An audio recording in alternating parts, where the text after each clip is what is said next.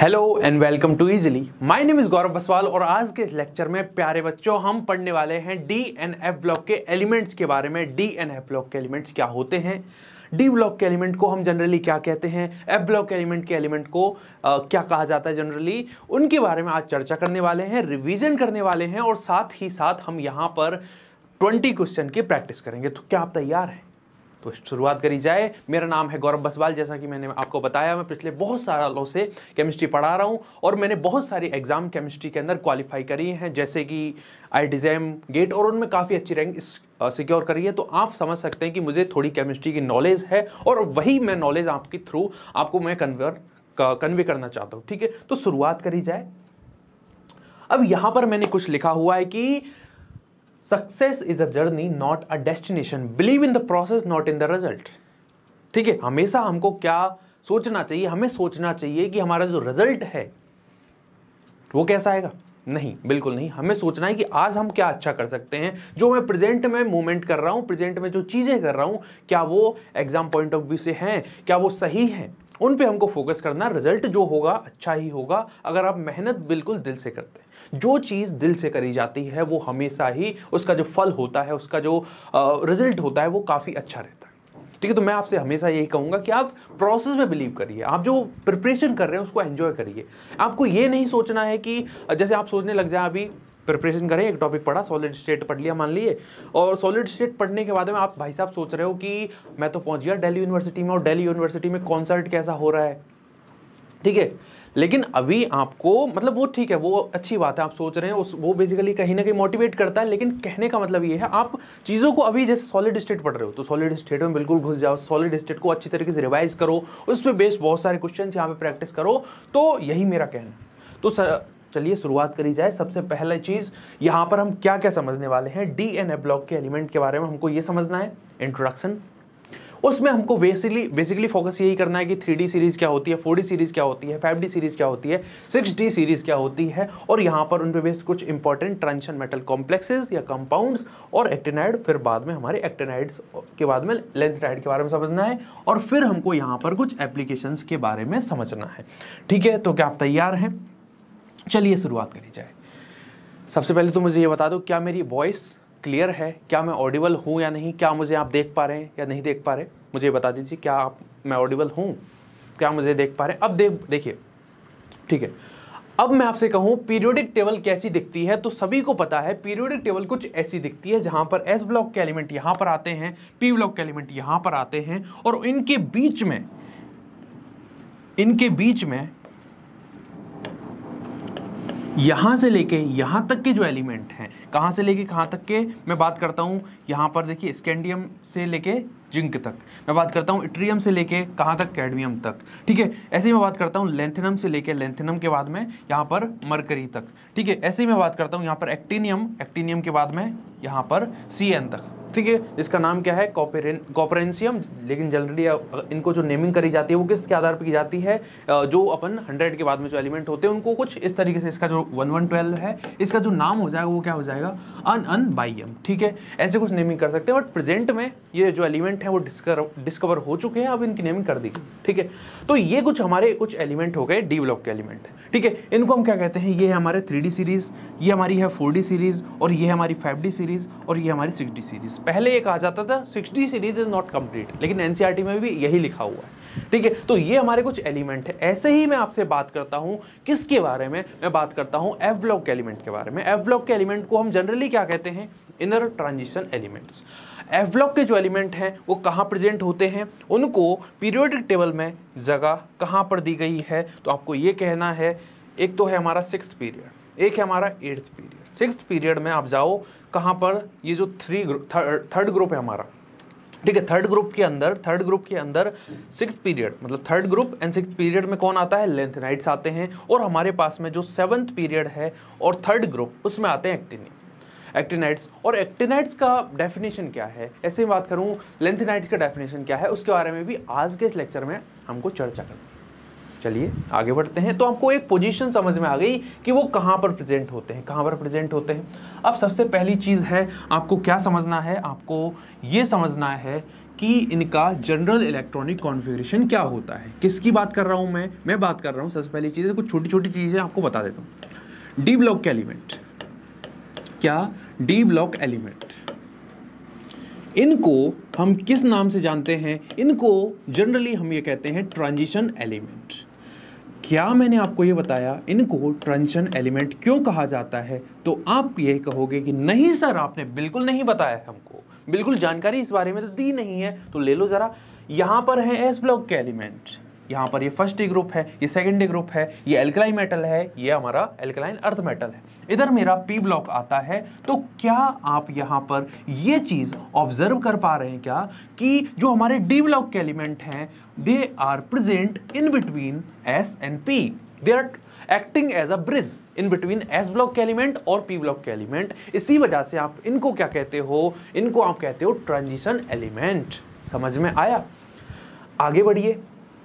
आगे मैंने क्या बताया यहाँ पर कि ट्रांजिशन एलिमेंट जो होते हैं वो 3 सीरीज में आते हैं। 3D सीरीज आती है एक हमारी 4D सीरीज आती है, और एक हमारी यहाँ पर क्या आती है 6D सीरीज आती है। अरे 4D के बाद में 5D सीरीज आएगी, 5D सीरीज के बाद में कौन आएगा? 6D सीरीज आएगी। तो लगे हाथ हम ये भी देख लेते हैं कि 3D सीरीज में कौन आता है। 3D सीरीज में हमारे आते हैं स्कैंडियम से लेके जिंक तक के एलिमेंट, फिर इसमें कौन आता है? इट्रियम से लेके कैडमियम तक के एलिमेंट।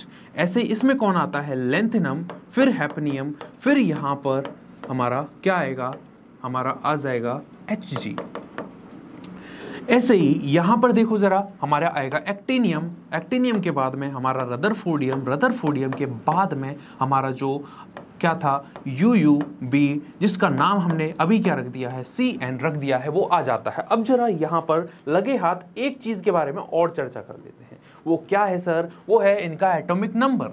एटॉमिक नंबर देखिए जरा, यहाँ पर है 21, यहाँ पर है 30, यहाँ पर है 39 और यहाँ पर है 40 माय डियर फ्रेंड्स। ऐसे ही यहाँ पर देखिए जरा, यहाँ पर आता है 57, 57 के बाद में 72 और फिर हमारा 80 होता है। यहाँ पर होता है एक्टिनियम के केस में क्या आएगा? 89 आएगा, 89 के बाद में 104 आएगा और फिर यहाँ पर 112 आएगा। अब एक इंटरेस्टिंग सी चीज़ ये होती है किसके बारे में? ट्रांजिशन एलिमेंट के बारे में, कि जो हमारे इधर जिंक, इधर कैडमियम, इधर मरकरी को हम नहीं मानते हैं एज अ क्या? इनको हम ट्रांजिशन एलिमेंट नहीं मानते। क्यों नहीं मानते? क्यों नहीं मानते? इस वजह से नहीं मानते, जरा इधर देखो, या इनका जो जनरल इलेक्ट्रॉनिक कॉन्फ़िगरेशन भी देख लो जरा, ठीक है। इनका जनरल इलेक्ट्रॉनिक कॉन्फ़िगरेशन क्या होता है कि यहाँ पर देखो, इनके अंदर, इनके अंदर, इनके अंदर और इनके अंदर। अगर मैं आपसे पूछूं डी ब्लॉक के एलिमेंट की डेफिनेशन क्या है, तो आपको क्या बोलना है? डी ब्लॉक के एलिमेंट वो एलिमेंट होते हैं, ट्रांजिशन एलिमेंट क्या होते हैं? ट्रांजिशन एलिमेंट वो एलिमेंट होते हैं जिनमें डी सब सेल इज पार्शली फिल्ड। लेकिन भाई साहब यहाँ पर जरा देखो, जिंक के केस में, कैडमियम के केस में, मरकरी के केस में जो डी सब सेल है वो कैसा है? डी सब सेल इज फुली फिल्ड। यहाँ पर डी से सब सेल बिल्कुल पूर्ण भरा हुआ है, कंप्लीटली फिल्ड है। इसी वजह से हम कहते हैं, या फिर कहा जा सकता है कि जो इनका इलेक्ट्रॉनिक कॉन्फ़िगरेशन है वो कैसा है? कंप्लीटली फिल्ड है। अब देखो जरा, जब हम COT के रेफरेंस में चीज़ों को पढ़ रहे हैं, ये सारी चीज़ें आपको पता है। यहाँ पर मुझे आपका जो पॉइंट है, जहाँ पर आपका वीक पॉइंट कहीं हो सकता है, ठीक है, जो चीज़ें इंपॉर्टेंट है एग्जाम पॉइंट ऑफ व्यू से, वहाँ पर मुझे फोकस करना है। हो सकता है मैं सारी चीज़ें एक लेक्चर के अंदर कवर नहीं कर पाऊंगा, लेकिन जो इंपॉर्टेंट चीज़ें हैं, जो एग्जाम पॉइंट ऑफ व्यू से इंपॉर्टेंट है और जिन कंसेप्ट को समझना बहुत इंपॉर्टेंट है, उनके बारे में यहाँ पर मैं आपको समझाऊंगा। Basically it is a revision. यहाँ पर हमको फोकस किस बात पर करना है? हमको फोकस करना है क्वेश्चन की प्रैक्टिस पे, ठीक है। तो वो चीज़ भी क्लियर हो गई। अब चलते हैं यहाँ पर। आप सभी को पता है कि मैं बात करता हूँ, मेरे पास में मतलब अपने पास में 3D सीरीज को फर्स्ट सीरीज बोला जाता है, ठीक है, फर्स्ट ट्रांजिशन एलिमेंट कहा जाता है। ऐसे ही जो हमारे ये देखो, इसको बोला जाता है फर्स्ट ट्रांजिशन एलिमेंट, ठीक है, इसको बोला जाता है सेकंड, इसको बोला जाता है थर्ड, ठीक है, इसको थर्ड ट्रांजिशन एलिमेंट, इसको सेकंड ट्रांजिशन एलिमेंट, यहाँ पर फर्स्ट ट्रांजिशन एलिमेंट। तो यहाँ पर देखो जरा, कुछ चीज़ें लिखी हुई हैं, कुछ चीज़ें देखिए।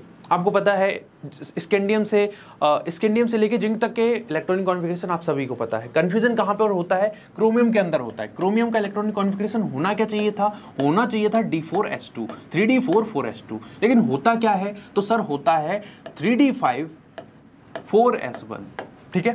ये होता है। ऐसे ही मैं कॉपर की बात करता हूं तो कॉपर का क्या होता है, कॉपर का होना क्या चाहिए था, होना चाहिए था D9S2, लेकिन होता क्या है 3D10 4S1।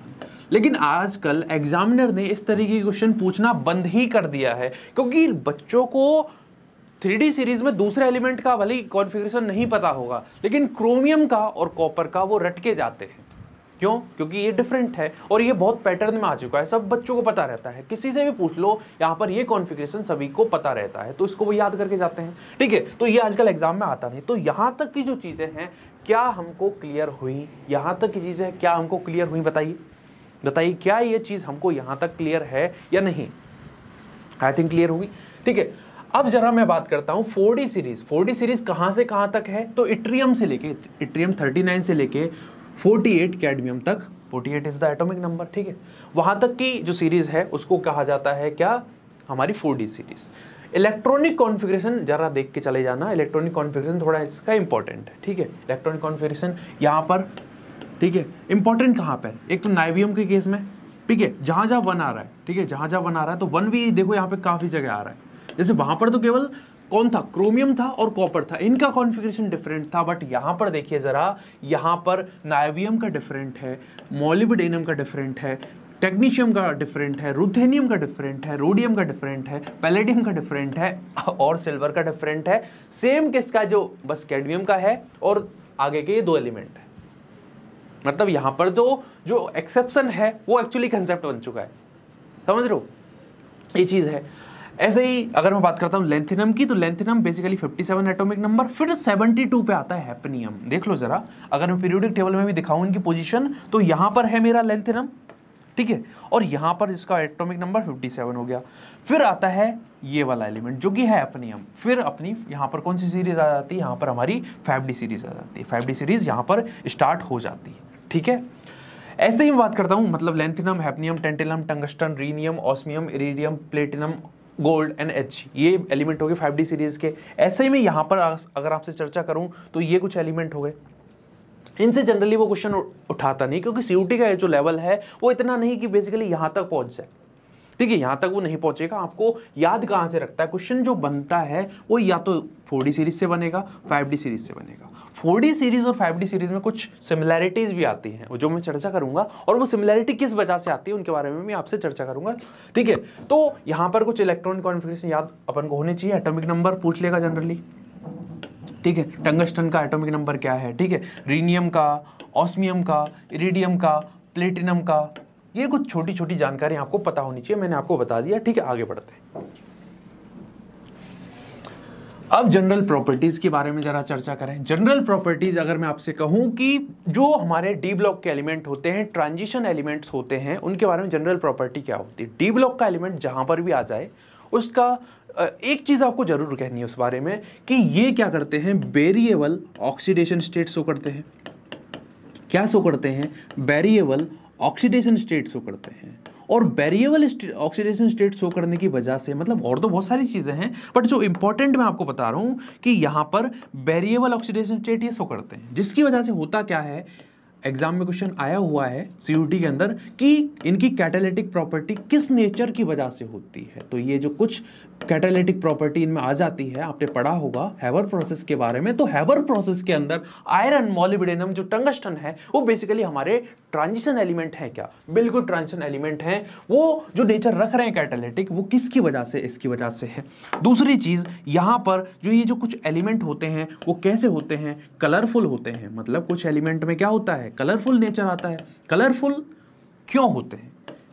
Due to presence of unpaired electron. इनके अंदर क्या होते हैं, अनपेयर्ड इलेक्ट्रॉन होते हैं। मैं क्या कह रहा हूं, अगर अनपेयर्ड इलेक्ट्रॉन प्रेजेंट हैं तब तो आप बोलोगे कि ये कैसे हो गए, कलरफुल हो गए। लेकिन भाई साहब अनपेयर्ड इलेक्ट्रॉन अगर नहीं है तो फिर तो कोई सोचने की बात ही नहीं है। समझ में आया क्या? अब यहां पर एक चीज और होती है कि इनमें आप मैक्सिमम ऑक्सीडेशन स्टेट कैसे निकाल सकते हो। तो मैक्सिमम ऑक्सीडेशन स्टेट निकालने का ट्रांजिशन एलिमेंट के अंदर कैसे निकाली जाती है, जो जनरली पूछ भी लिया जाता है कि यहां पर अपने पास में जो n-1 d ऑर्बिटल है उसके अंदर अनपेयर्ड इलेक्ट्रॉन कितने हैं। Total unpaired electron present in the n-1 d orbital plus ns orbital के अंदर कितने इलेक्ट्रॉन्स हैं, उनको आप जोड़ दो, अपने पास में मैक्सिमम ऑक्सीडेशन स्टेट निकल के आ जाएगी। बताऊं जरा, देखो जरा, अपने पास में क्या है, अपने पास में मान लीजिए क्या है, स्कैंडियम ही है। स्कैंडियम बहुत ही बेसिक एग्जांपल मैंने आपके सामने ले लिया। स्कैंडियम का इलेक्ट्रॉनिक कॉन्फ़िगरेशन क्या है, 3d1 4s2। तो बताओ जरा मुझे, यहां पर d ऑर्बिटल में कितने इलेक्ट्रॉन प्रेजेंट है अनपेयर्ड, तो सर एक ही इलेक्ट्रॉन प्रेजेंट है और वो भी अकेला। तो यहां पर मैंने लिख दिया n-1 और d ऑर्बिटल में अनपेयर्ड कितने हैं, 1 है, ठीक है। तो 1 प्लस s ऑर्बिटल में कितने हैं, तो 2 हैं। आपने जोड़ दिया दोनों को, कितना आया, 3 आया। तो स्कैंडियम के बारे में आपको पता होगा, scandium only +3 oxidation state show करता है, और यही इसकी क्या होती है, मैक्सिमम ऑक्सीडेशन स्टेट भी है। चलिए ये छोड़ो जरा, यहां पर आपसे पूछता हूं मैं मैग्नीज के बारे में। मैग्नीज का इलेक्ट्रॉनिक कॉन्फ़िगरेशन क्या होता है, पहली बार तो जानकारी नहीं मिल रही होगी। D5s2 होता है सर, 3d5 4s2 होता है सर। तो इसके अंदर d ऑर्बिटल में कितने अनपेयर्ड इलेक्ट्रॉन है मेरे प्यारे भाइयों? आप कहोगे सर यहां पर 5 अनपेयर्ड इलेक्ट्रॉन है, कैसे पता चला?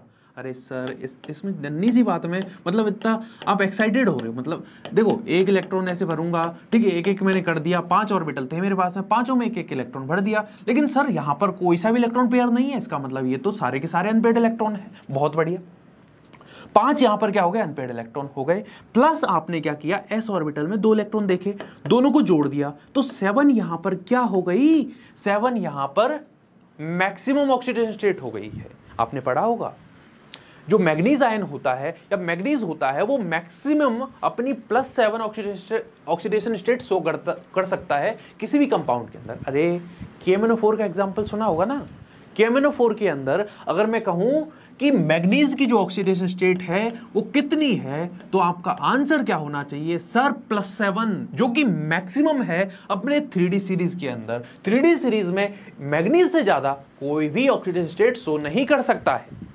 क्लियर है, समझ में आ गई होगी यहां तक चीजें। ऐसे ही मैं कहता हूं इनका जो ये एलिमेंट होते हैं हमारे, चौथा आप कह सकते हो कि इनका जो नेचर होता है इनमें कुछ लस्ट्रस नेचर भी होता है। अरे लस्ट्रस माने ये बेसिकली बहुत सारे एलिमेंट जो होते हैं ट्रांजिशन एलिमेंट, वो लस्ट्रस नेचर रखते हैं due to the presence of unpaired electron, उनमें कुछ चमक आती है, उसी नेचर को मैं क्या कह रहा हूं, lustrous nature my dear friend. चलिए आगे देखा जाए, यहां पर ये डेंसिटी कैसी रखती हैं, तो सर ये डेंसिटी इनकी काफी हाई होती है। कैसी होती है, हाई होती है। हाई क्यों आ रही है यार डेंसिटी इनकी?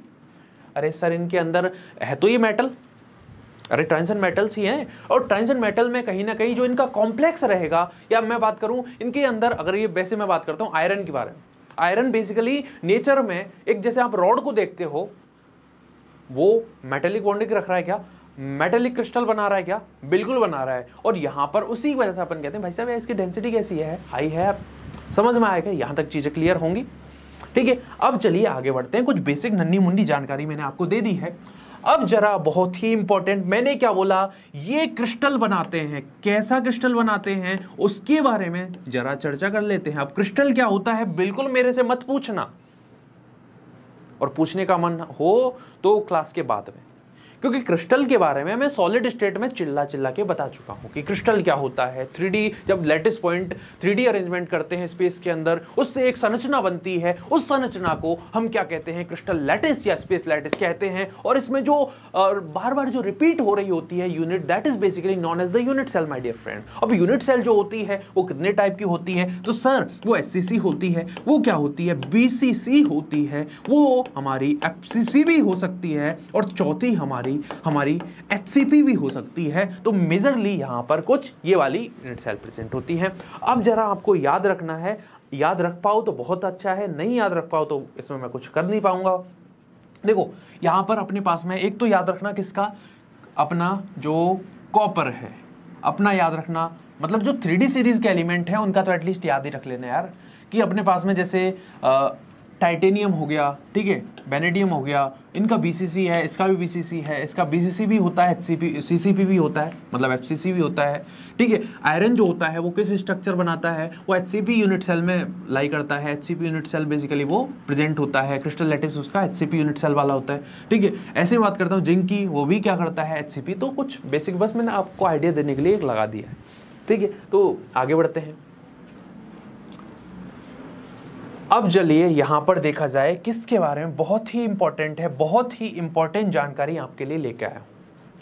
आप सभी को पता है 3D सीरीज जो है वो बहुत ही लुच्ची सीरीज है। उसमें अगर बात करो किसके बारे में, आप अगर चर्चा करते हो किस बारे में, उनकी आयनिक साइज के बारे में, तो आयनिक साइज का जो ट्रेंड है स्कैंडियम से लेके कहां तक, अपने पास में स्कैंडियम से लेके क्रोमियम तक तो सही जाएगा, क्रोमियम के बाद में मैग्नीज, आयरन, कोबाल्ट, निकल तक चेंज होगा कुछ, ठीक है। फिर बात करोगे आप किसकी, कॉपर और अपने पास में जिंक की, तो कुछ यहां पर एक पैटर्न देखने को मिलता है। उस मतलब जो पैटर्न है वो नॉर्मल पैटर्न से क्या है, डिफरेंट होता है। उसी पैटर्न के बारे में अभी मैं आपके साथ में चर्चा करने वाला हूं। चलिए अब चर्चा करते हैं। आप सभी को पता है स्कैंडियम आएगा, टाइटेनियम आएगा, vanadium, chromium, manganese, iron, cobalt, निकल, कॉपर और क्या आएगा, जिंक आएगा। वैसे तो हमारा जो जिंक है वो ट्रांजिशन मेटल्स अपन ऐसा कंसिडर नहीं करते, लेकिन अभी यहाँ पर ट्रेंड देखने के लिए अपन यूज कर रहे हैं। अगर मैं बात करता हूँ कहाँ से कहाँ तक, स्कैंडियम से क्रोमियम तक, मैं बात करता हूँ MnFe और कोबाल्ट तक, और फिर यहाँ पर तो देखिए जरा होता क्या है, यहाँ से यहाँ तक बेसिकली क्या होता है, जो न्यूक्लियर अट्रैक्शन फोर्स है वो किससे ज्यादा होता है, दो तरीके के फोर्स होते हैं। एक जरा समझो, अगर मेरे पास में ये न्यूक्लियस है, न्यूक्लियस के अराउंड क्या है, कुछ सेल्स प्रेजेंट हैं, और सेल्स में कौन है, इलेक्ट्रॉन बैठे हुए हैं। कौन बैठे हुए हैं, इलेक्ट्रॉन बैठे हुए हैं, यहाँ पर भी इलेक्ट्रॉन बैठे गए हैं। तो आपको पता होता है कि न्यूक्लियस अगर इलेक्ट्रॉन पे कोई इंट्रैक्शन लगाता है उसको कहा जाता है nuclear attraction force. Nuclear attraction force जितना ज्यादा होगा, इलेक्ट्रॉन बेसिकली न्यूक्लियस की तरफ अट्रैक्ट होगा और एटम बहुत ही छोटा हो जाएगा, ठीक है। अगर मैं कहता हूं इलेक्ट्रॉन इलेक्ट्रॉन के बीच में जो रिपल्सन लग रहा है उसको कहा जाता है शील्डिंग इफेक्ट। क्या कहा जाता है, शील्डिंग इफेक्ट। तो एक एटम के अंदर दो तरीके के इफेक्ट काम करते हैं। एक तो हमारा न्यूक्लियर अट्रैक्शन फोर्स है, क्या है, nuclear attraction force my dear friend. दूसरा मेरे पास में है शील्डिंग इफेक्ट। तो जो न्यूक्लियर अट्रैक्शन फोर्स ज्यादा होता है कहां पे, यहां पे अगर मैं ऑर्डर देखता हूं दोनों का, तो nuclear attraction force is greater than किससे, हमारे शील्डिंग इफेक्ट से। तो आपको पता है शील्डिंग तो क्या करती है, एटम की साइज को बढ़ाती है, न्यूक्लियर अट्रैक्शन फोर्स घटाता है। अगर न्यूक्लियर अट्रैक्शन फोर्स जीत गया तो आपको पता है साइज डिक्रीज होगी। तो यहां से यहां तक आप कह सकते हो साइज क्या है, घटती हुई जाती है, साइज जो है वो घटती हुई जाती है, ठीक है। लेकिन मैं यहां पर चर्चा करूं तो भाई साहब हो जाती है दोस्ती किस किस के बीच में, न्यूक्लियर अट्रैक्शन फोर्स के बीच में और शील्डिंग इफेक्ट के बीच में। दोनों हो जाते हैं ऑलमोस्ट बराबर। क्या बोला, न्यूक्लियर अट्रैक्शन फोर्स जो है वो बराबर हो जाता है किसके, शील्डिंग इफेक्ट के। किसके बराबर हो गया, शील्डिंग इफेक्ट के।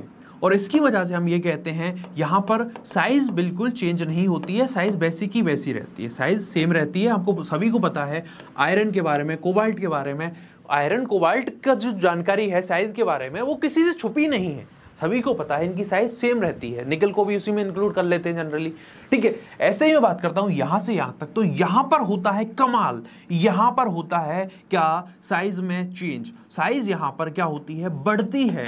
क्या होती है, साइज बढ़ती है। जनरली हमको लगता है कि पीरियड के अंदर साइज डिक्रीज होगी केवल, लेकिन अगर मैं बात करूं यहां पर तो साइज बढ़ जाती है माय डियर फ्रेंड। कैसे बढ़ जाती है, इसलिए बढ़ जाती है क्योंकि जो न्यूक्लियर अट्रैक्शन फोर्स है, न्यूक्लियर अट्रैक्शन फोर्स वो कम हो जाता है शील्डिंग इफेक्ट से। और आपको पता है अगर शील्डिंग इफेक्ट की जो वैल्यू है, अगर शील्डिंग इफेक्ट की जो वैल्यू है वो ज्यादा हो गई न्यूक्लियर अट्रैक्शन फोर्स से, तो शील्डिंग क्या करेगा, साइज को इंक्रीज कर देता है। शील्डिंग क्या करेगा, साइज को इंक्रीज कर देगा, और जिसकी वजह से हम ये कहते हैं कि हमारा जो एटम है उसकी साइज बढ़ती हुई चली जाती है। समझ में आया क्या? तो ये ऑर्डर आपको पता होना चाहिए, ठीक है।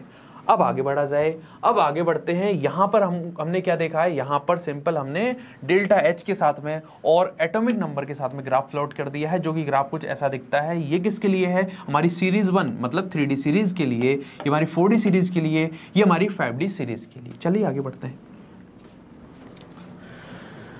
अब जरा यहां पर भी देख लो, अपने पास में स्कैंडियम है, टाइटेनियम है, वेनेडियम है, क्रोमियम है, मैग्नीज है। आपने रेडियस के साथ में ग्राफ प्लॉट किया, किसके साथ में ग्राफ प्लॉट किया, रेडियस के साथ में। तो मैं यही तो कह रहा था कि अगर मैं बात करता हूं स्कैंडियम की, तो स्कैंडियम की जो साइज है कुछ यहां पर लाई करती है, कहां पर लाई करती है, यहां पर लाई करती है, उधर आप कंपेयर कर सकते हो, यहां पर लाई करती है। जो अगर मैं बात करता हूं किसके साथ में, स्कैंडियम, टाइटेनियम, वैनेडियम, क्रोम, इस तरीके से, तो देख सकते हो आप यहां पर साइज डिक्रीज होती हुई गई, कहां तक डिक्रीज हुई, क्रोमियम तक।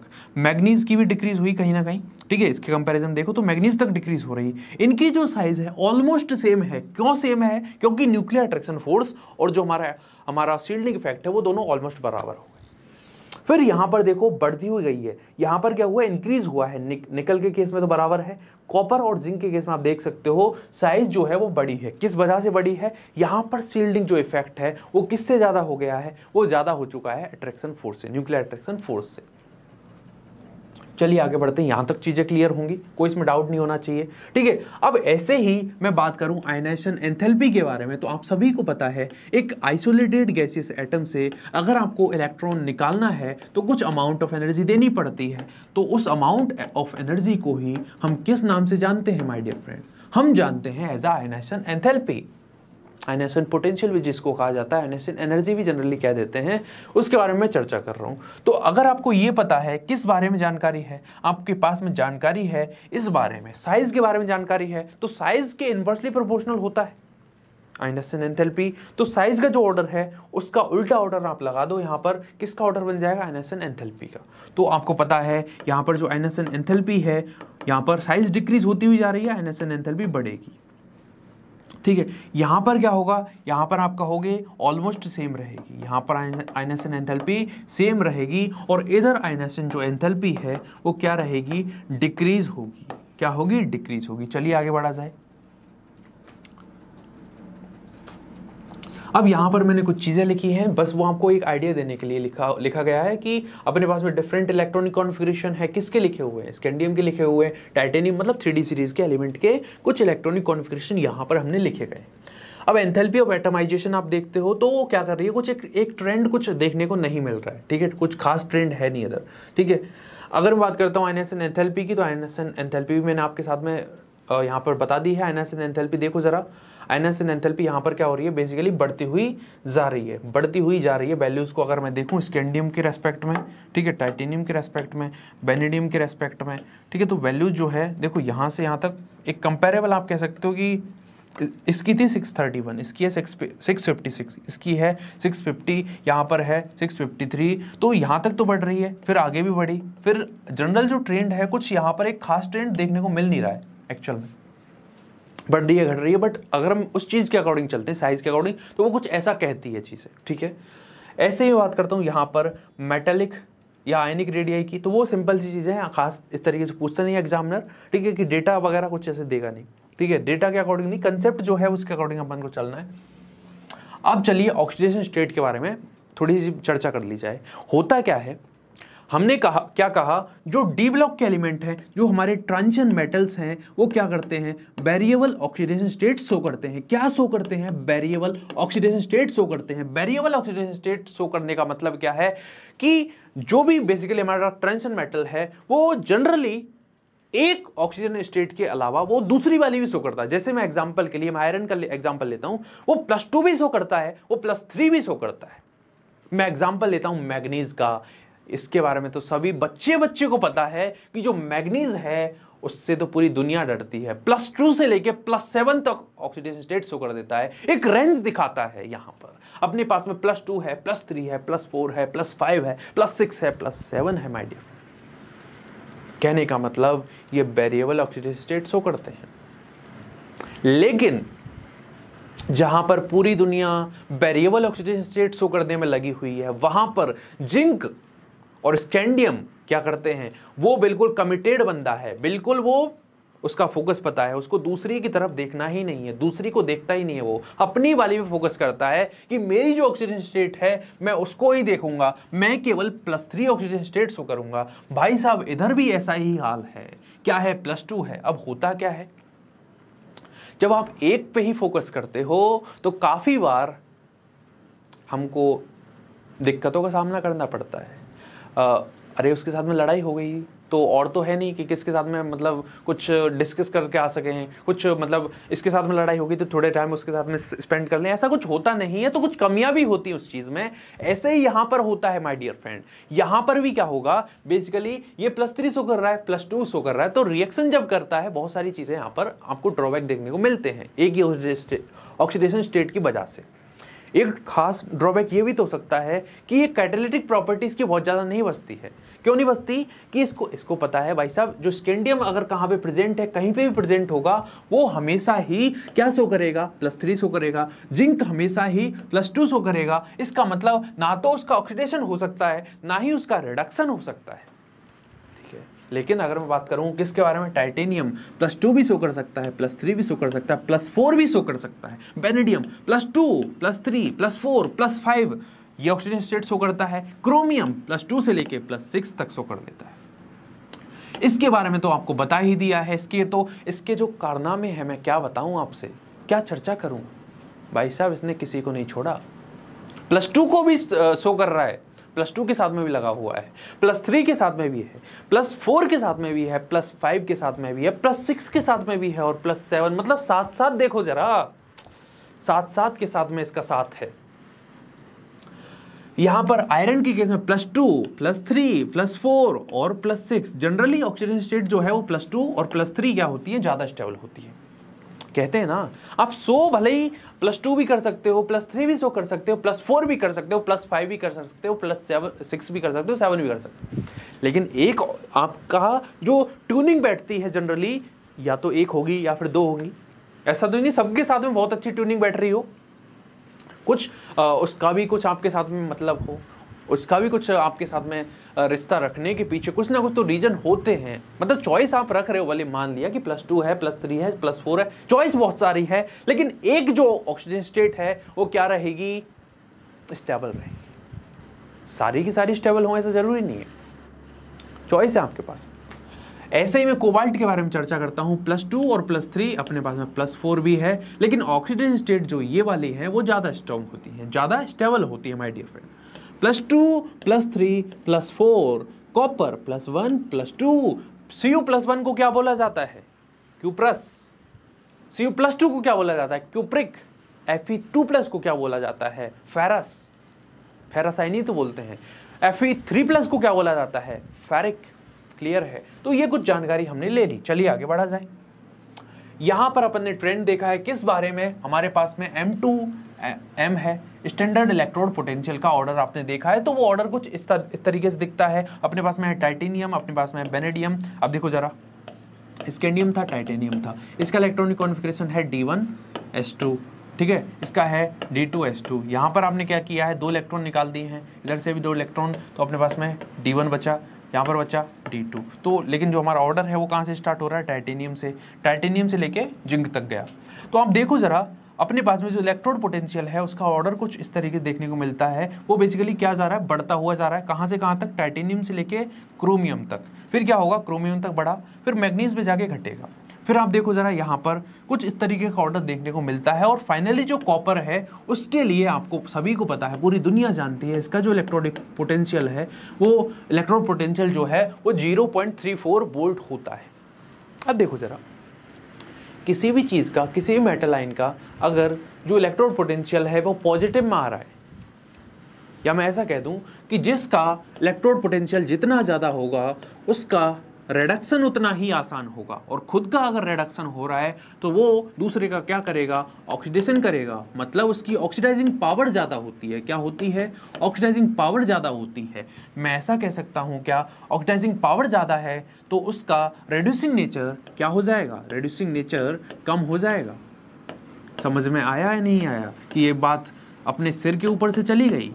अरे मैं ये कह रहा हूँ, जिसका इलेक्ट्रोड पोटेंशियल ज़्यादा है वो खुद का रिडक्शन करेगा। जैसे कि कॉपर के बारे में चर्चा कर लो, कॉपर जो है उसका इलेक्ट्रोड पोटेंशियल 0.34 वोल्ट है, और इलेक्ट्रोड पोटेंशियल अगर उसका ज्यादा है, खुद का वो कर लेता है रिडक्शन। तभी तो जो हमारा डेनियल सेल है, हमारा जो इलेक्ट्रोकेमिकल सेल है, उसमें कॉपर का ही तो क्या होता है, कैथोड होता है, और कैथोड पे क्या होता है, रिडक्शन होता है।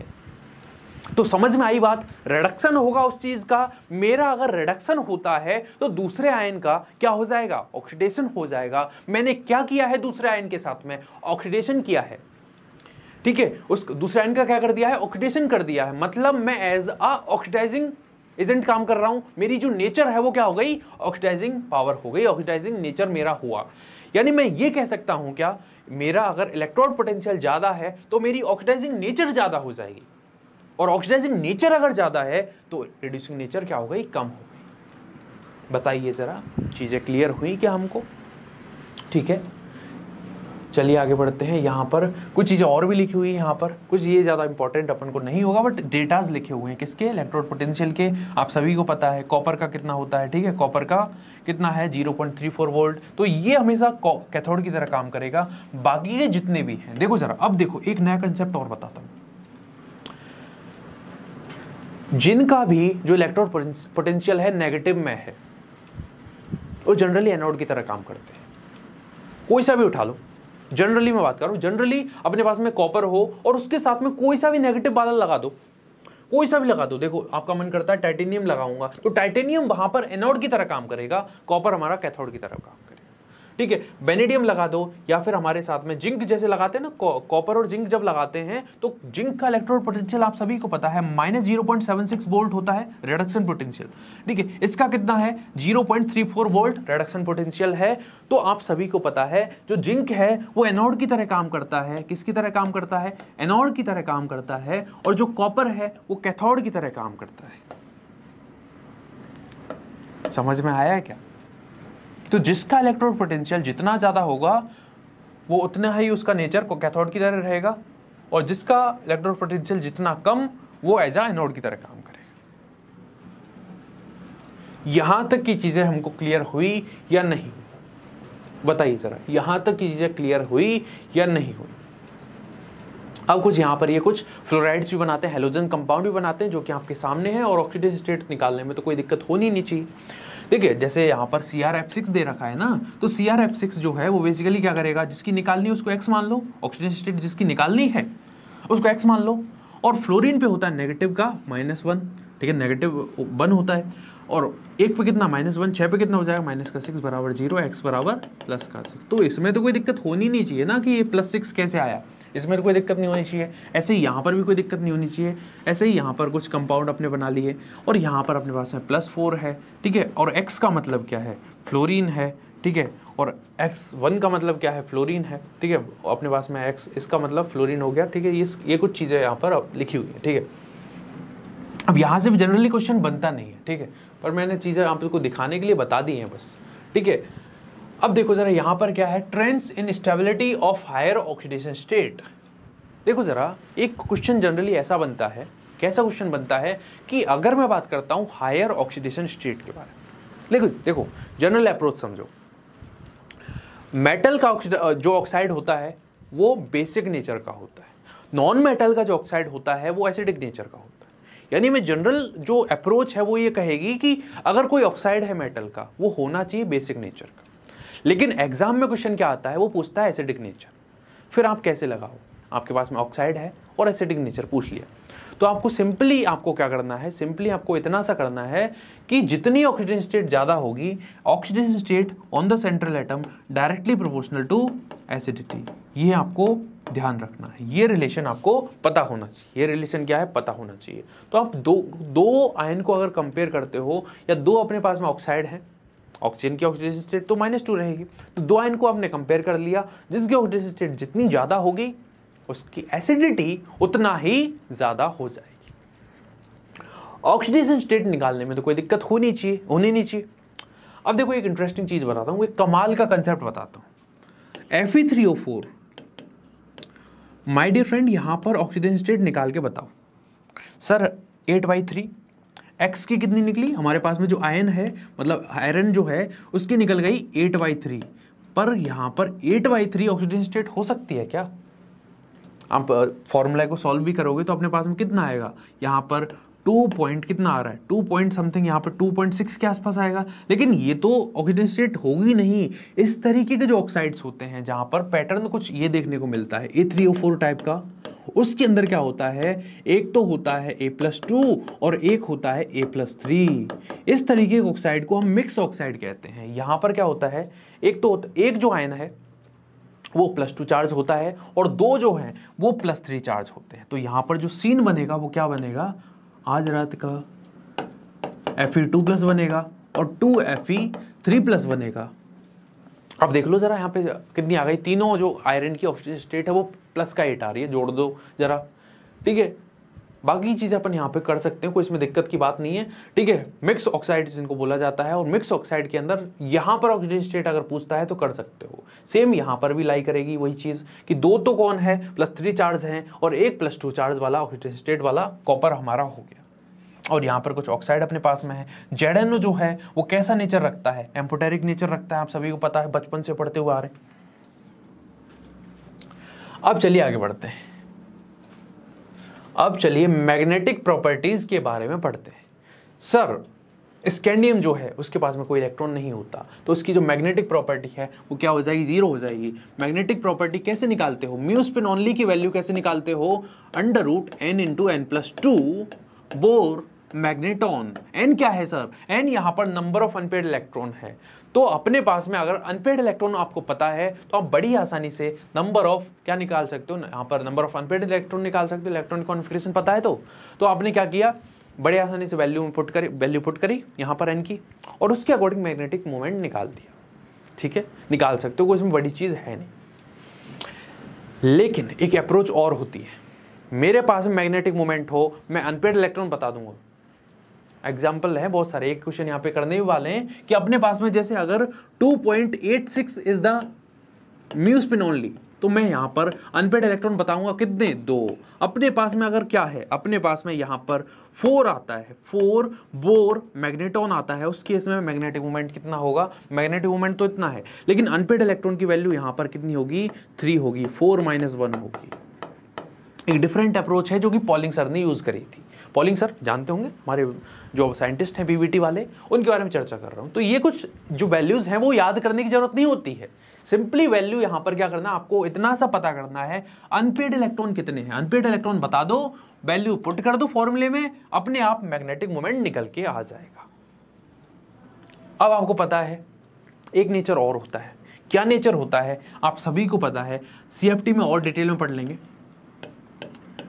ये तो होता है T2g एनर्जी लेवल, ऑर्बिटल की फॉर्म में बनाऊं तो कुछ इस तरीके से,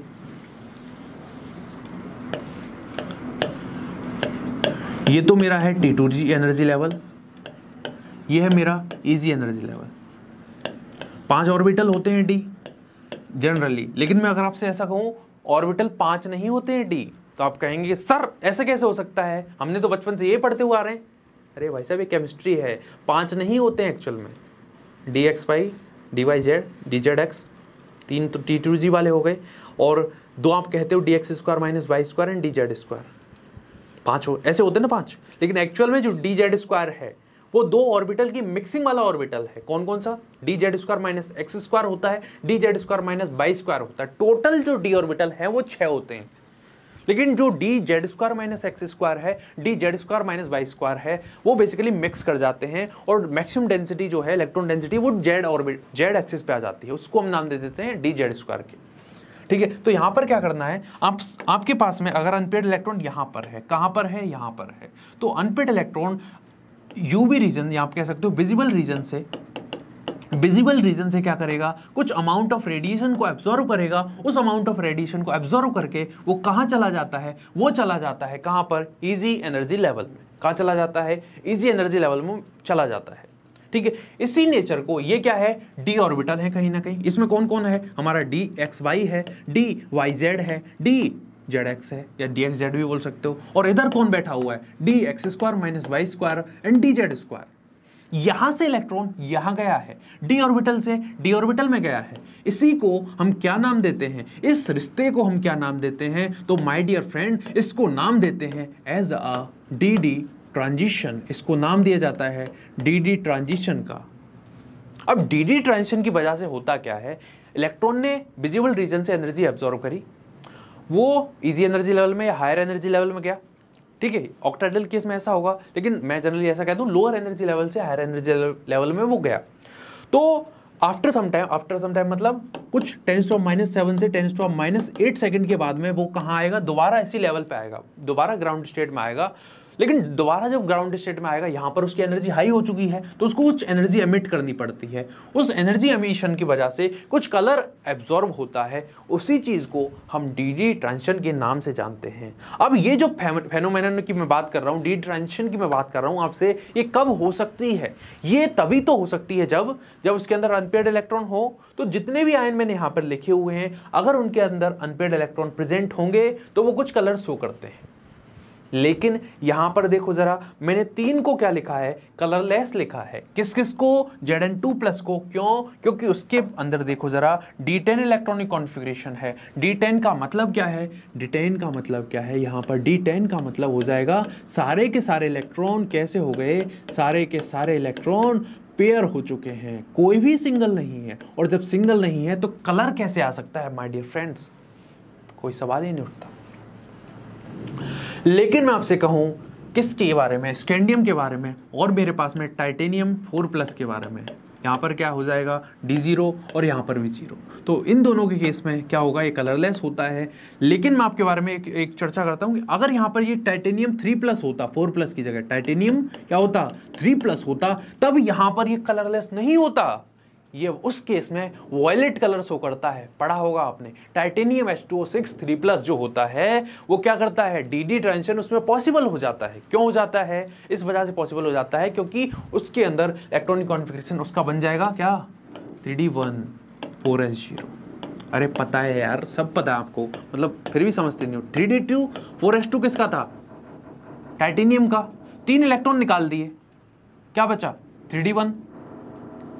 और 3D1 मतलब एक अनपेयर्ड इलेक्ट्रॉन है। एक अनपेयर्ड इलेक्ट्रॉन कहां से कहां जा सकता है? D orbital, lower energy level का जो डी ऑर्बिटल है वहां से हायर में जा सकता है।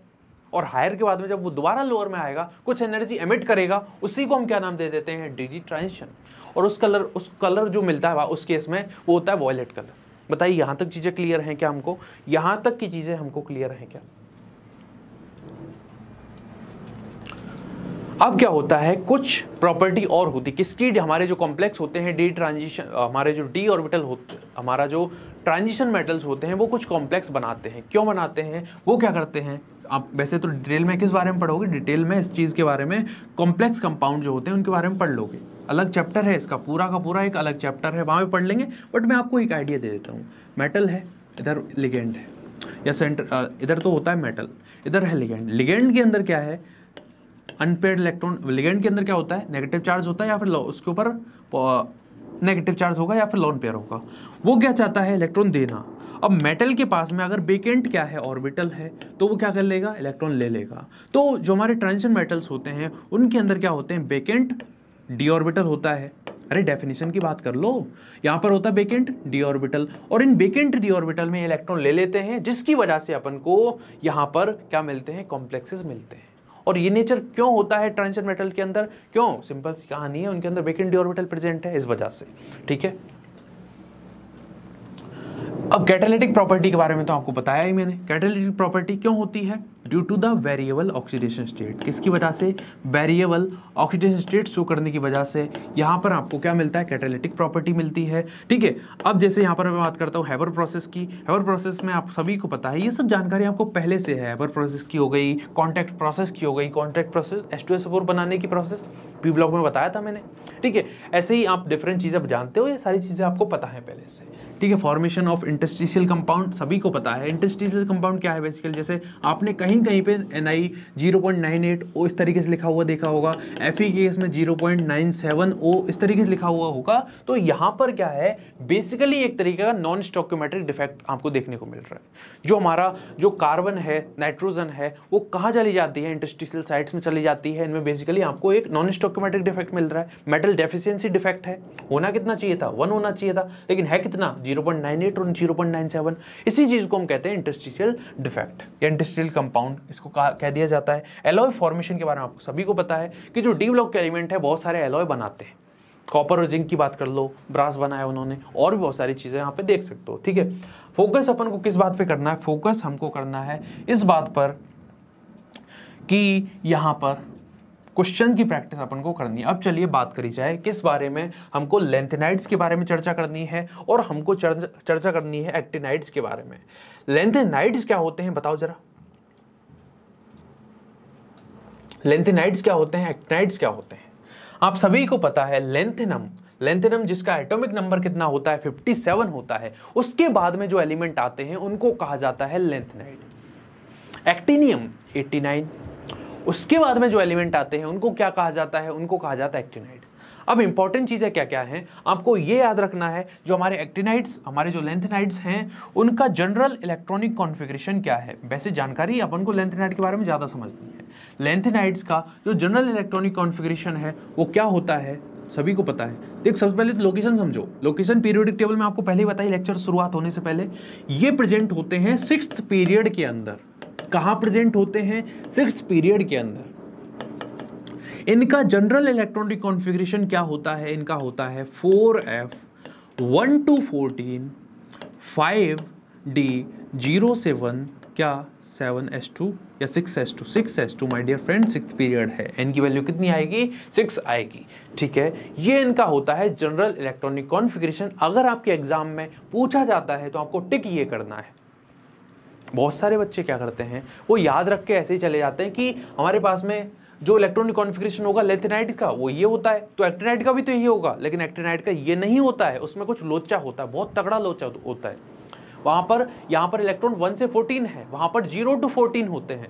यहाँ पर 5d की जगह वहां पे 6 होगा, 6d 0 to 2 हो जाता है 1 की जगह, और यहाँ पर 7s2 हो जाता है। ये कुछ चेंज होता है, ठीक है, उसके बारे में चर्चा करेंगे। तो आपको क्या क्या चीजें समझनी है इलेक्ट्रॉनिक कॉन्फ़िगरेशन। तो इलेक्ट्रॉनिक कॉन्फ़िगरेशन में आपसे ये कहूंगा जहां पर डिफरेंट होगा एक्टिनाइड लेंथेनाइड्स का जो इलेक्ट्रॉनिक कॉन्फ़िगरेशन। सबसे पहले ये समझो एलिमेंट कौन कौन सा आता है। लेंथेनम के बाद में सीरियम से लेके लुटीशियम के जो एलिमेंट हैं इनको कहा जाता है क्या, lanthanides. Cerium, praseodymium, neodymium, promethium, अपने पास में samarium, europium, gadolinium, terbium, dysprosium, holmium, erbium, thulium, ytterbium और लुटीशियम, इनको कहा जाता है लेंथेनाइड। अब इलेक्ट्रॉनिक कॉन्फ़िगरेशन ऐसा करो, अपने पास में याद रखो लेंथेनम का क्या हो जाएगा, 57 है तो जिनोन 5d16s2, ये किसका हुआ, लेंथेनम का। इसके बाद में सीरियम का आएगा, सीरियम के अंदर याद रखो सीरियम का जिनोन 4f, अरे 4f ऑर्बिटल का एलिमेंट है, ये तो f ऑर्बिटल का एलिमेंट है ना। f ऑर्बिटल में कौन कौन आएगा, लेंथेनाइड आएगा, एक्टिनाइड आएगा, तो 4f1। अपने पास में 5d16s2, ये हुआ किसका, सीरियम का। एक तो ये याद रखो, एक याद रखो किसका, गैडोलिनियम का। गैडोलिनियम का क्या बनेगा, जिनोन, अपने पास में 4f7, हाफ फिल्ड हो जाता है वो, 4f7 6d, अरे 5d होगा ना, 4f7 5d16s2, ये किसका हुआ, ये हो गया गैडोलिनियम का। और लास्ट में लुटीशियम आ रहा है, उसके अंदर क्या हो जाएगा, सारे के सारे इलेक्ट्रॉन फील्ड हो गए, अरे सारे के सारे ऑर्बिटल फील्ड हो गए माय डियर फ्रेंड। यहां पर क्या होगा, जिनोन 4f14 5d16s2, ये किसका हुआ, ये हमारा लुटीशियम का हुआ। अब देखो जरा, जितने भी बाकी के एलिमेंट हुए हैं, जितने भी बाकी के एलिमेंट हैं उनमें ऐसा करना, डी में तो एक इलेक्ट्रॉन नहीं भरना है, वहां पे 0 इलेक्ट्रॉन भरने हैं।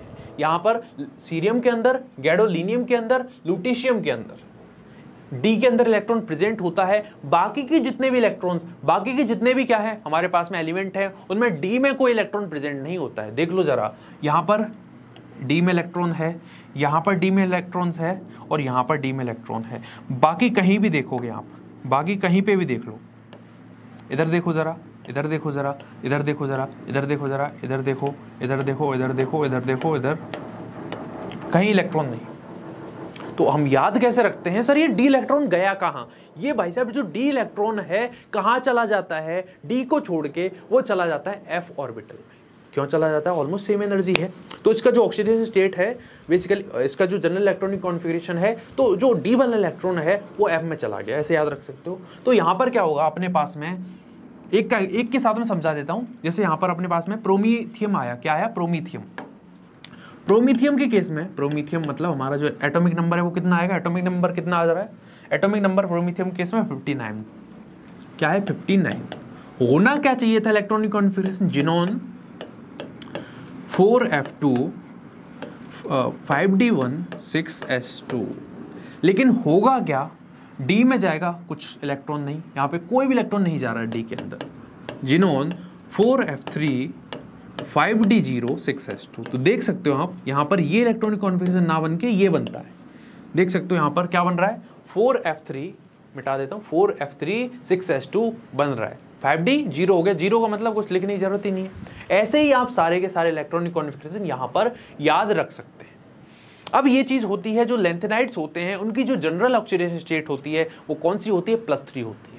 जनरल वो +3 ऑक्सीडेशन स्टेट शो करते हैं, क्या शो करते हैं, जनरल +3 ऑक्सीडेशन स्टेट वो शो करते हैं। समझ में आया क्या, ये कुछ बेसिक जानकारी है, आप सभी को पहले से पता होगी और नहीं पता होगी तो अभी पता चल चुकी है, ठीक है। अब एटॉमिक नंबर का ये ग्राफ इस तरीके से पूछेगा नहीं, ऑक्सीजन स्टेट आपको पता है, जनरल क्या है सर, अभी आपने बताया +3 ऑक्सीडेशन स्टेट शो करते हैं, +3 जनरल ऑक्सीडेशन स्टेट शो करते हैं, पर इसके साथ साथ में कुछ बाहर वाली कॉलेज वाली ऑक्सीजन स्टेट और रखते हैं। कौन कौन सी, बाहर वाली और कॉलेज वाली, +2 और +4। क्या सबके सब रखेंगे, ऐसा जरूरी नहीं है, जनरल तो ये है, घर वाली तो ये है, ठीक है, बाहर वाली और जो कॉलेज वाली उसका पता नहीं, यहाँ पर +2 है +4 है, ठीक है। अब क्या होता है इसके बारे में जरा चर्चा करेंगे, पहले अपन चर्चा कर लेते हैं किस बारे में, हमारे पास में ऑक्सीडेशन स्टेट कहाँ है।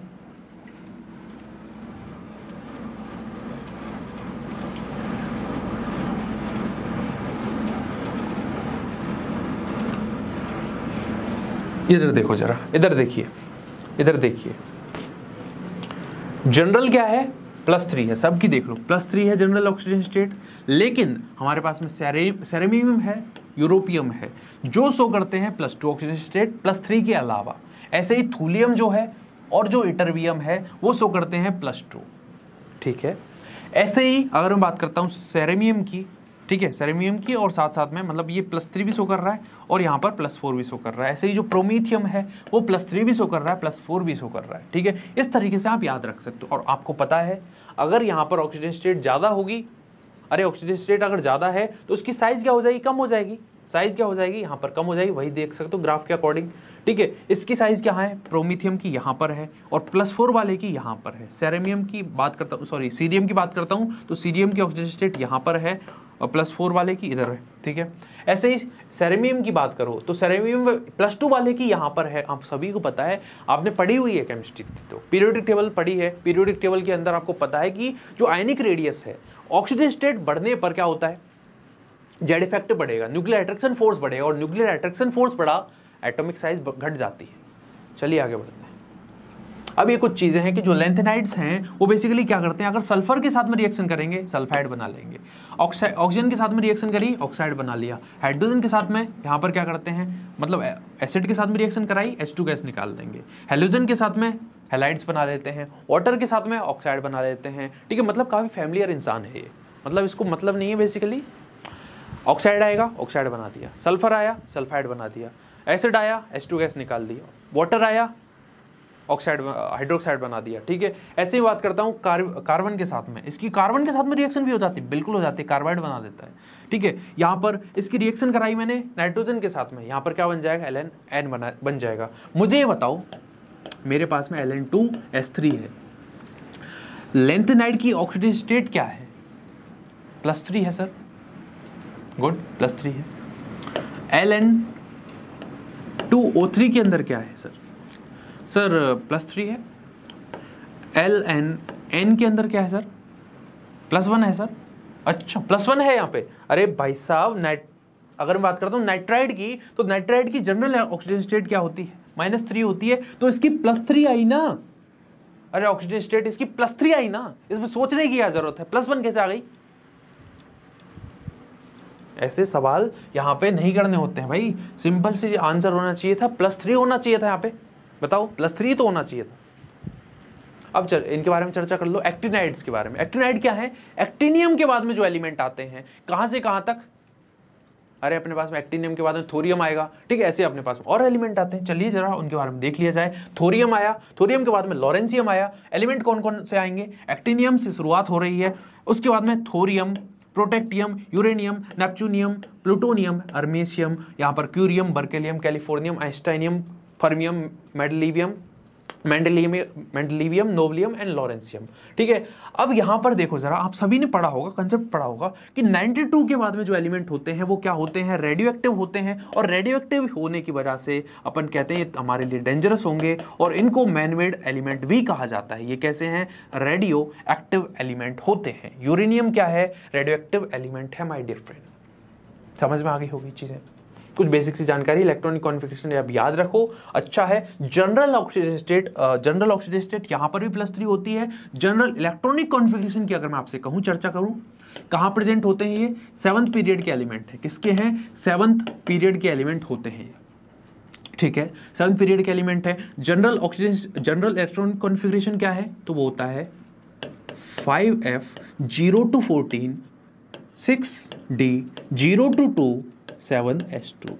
ये इनका होता है जनरल इलेक्ट्रॉनिक कॉन्फ़िगरेशन। बहुत सारे मैंने देखे, साइट्स देखे, बहुत सारी अच्छी कोचिंग भी देखी, जहां पर क्या लिखा हुआ था पता है? उन्होंने लिखा हुआ था जैसे हमारा लेंथेनाइड का इलेक्ट्रॉनिक कॉन्फ़िगरेशन होता है, वही लिखा हुआ था। मतलब बस 4 की जगह 5 कर दिया है, 6 की जगह 5 कर दिया। मतलब जैसे डी के रेस्पेक्ट में यहाँ पे क्या कर दिया है? जैसे मैं अगर लेंथेनाइड्स की बात करता हूँ, क्या होता है? 4f 1 to 14 5d 0 to 1 6s2। तो उन्होंने एक्टिनाइड्स का कैसे बनाया है?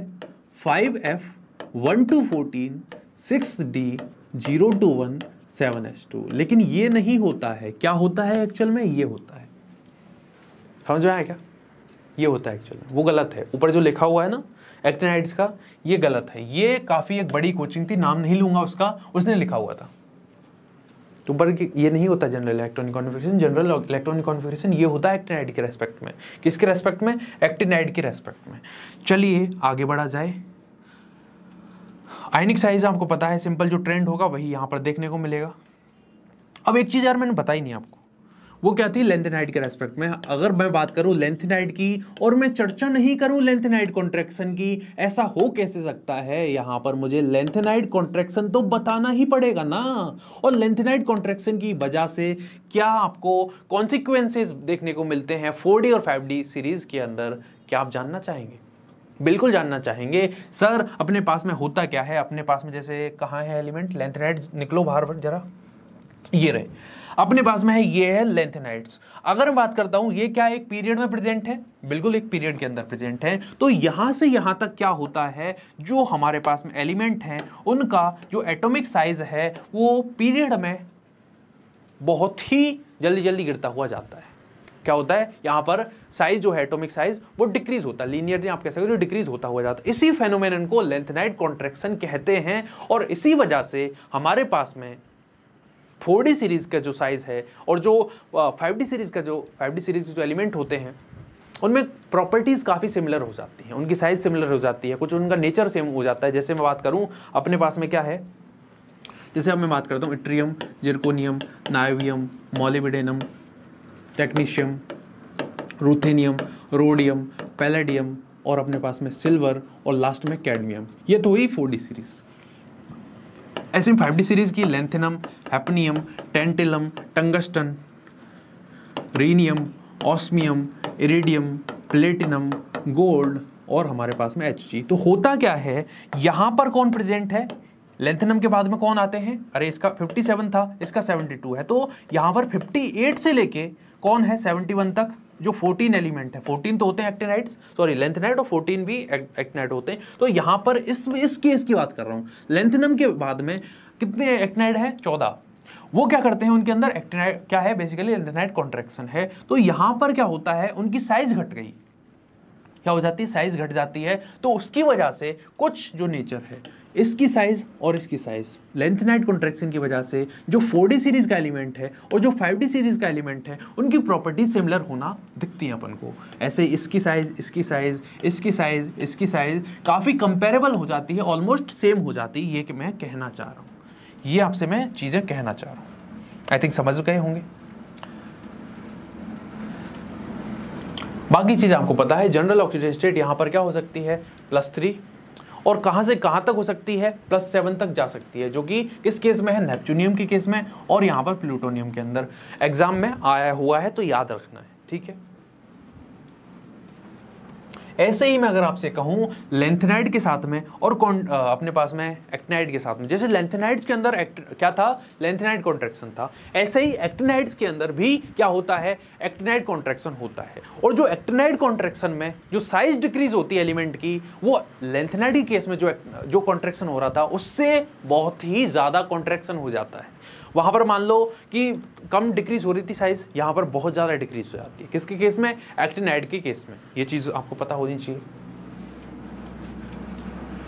अब एप्लीकेशन में बात करूं तो एप्लीकेशन बहुत सारे आपने पढ़े होंगे, एनसीईआरटी में दे रखे हैं। मिस मेटल हो गया, ठीक है, बहुत सारे अपन कलर चीज, मतलब कलर प्रॉपर्टी होने की वजह से इसका बहुत सारा जगह अपन लेंसेज बनाने में और भी बहुत सारी कुछ प्रॉपर्टी हैं, वो कुछ अपन याद रख सकते हैं। कंसेप्ट जो है मैंने आपको समझा दिया है। अब हमारे पास में कुछ चीजें हैं। मिस मेटल से क्वेश्चन पूछा गया है। मिस मेटल जो होता है वो बेसिकली किससे बनता है, हमारे पास में होना चाहिए लेंथेनाइड, और क्या हमारे पास में कुछ कार्बन होना चाहिए, ठीक है, कुछ आयरन की अमाउंट होती है। इसकी जो अमाउंट है अबाउट 95% होती है। तो बताइए जरा यहां पर सही आंसर क्या होगा। Misch metal is an alloy of किसका, क्या लेंथेनम का, लेंथेनाइड ये नहीं है, ये एक्टिनाइड है अपना बेसिकली, तो ये नहीं हो सकता, ये एक्टिनियम है। तो इसमें जो आंसर होना चाहिए वो क्या होना चाहिए, लेंथेनम जो है that is not a lanthanide, वो तो उसके बाद में आने वाले एलिमेंट होते हैं। तो यहां पर सही आंसर क्या होगा, none of these is the right answer. बताइए जरा ये चीज क्लियर है, क्लियर होगी, बताइए। D is the right answer, A is not the right answer. समझ में आया क्या। मैक्सिमम ऑक्सीडेशन स्टेट आपको निकालनी है, निकालिए जरा। यहां पर मैक्सिमम ऑक्सीडेशन स्टेट आपको निकालनी है, निकालो भाई, आपके पास में 1 मिनट।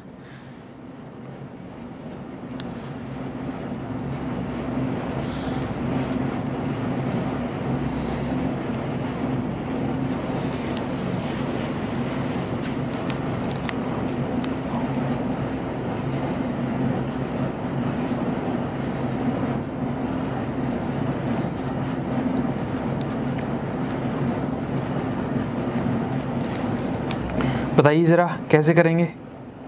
बहुत ही सिंपल कंसेप्ट है भाई, ज़्यादा सोचना नहीं है इसके अंदर। सोचना क्या है, देखो ज़रा, मैक्सिमम ऑक्सीजन स्टेट निकालनी है। यहाँ पर देखो, जिसकी निकालनी होती है उसको क्या मान लेते हैं, अरे जिसकी ऑक्सीजन स्टेट निकालनी है उसकी बात कर रहा हूँ, कुछ और नहीं निकालना। +2 इसको x मान लो, एक ऑक्सीजन का -2, 4 का कितना हो जाएगा -8 बराबर 0। तो यहाँ पर x बराबर क्या होगा, +6 आई, इधर कितनी आई, इधर आ जाएगी +4, इधर कितनी आएगी, +7 आ जाएगी, और यहाँ पर अपन को +4 मिलेगी। तो सही आंसर क्या हुआ, सी इज द राइट आंसर। बताइए जरा, चलिए आगे बढ़े।